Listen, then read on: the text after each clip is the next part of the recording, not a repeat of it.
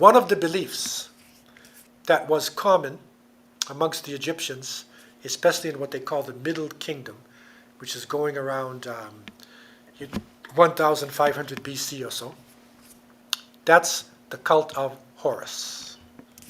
Horus. And according to their concepts, the father was Osiris, the mother was Isis, and the son was Horus. And they had Trinity, a Godhead, which was a Trinity made up of Father, Son, and Mother. Okay, so they had a Trinity concept that was there. Even the ancient Hindus actually had a Trinity. So the Trinity concept was there, and surprisingly enough,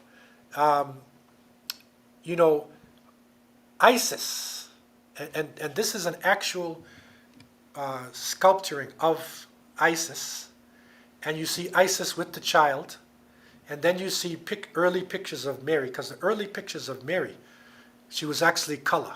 She wasn't a white woman, because the Semitic people were people of color. But anyhow, whether you make her with pink cheeks or not, the concept is Mary and the baby, right? Look at Isis and Horus. See how she's holding the baby? It's the same thing.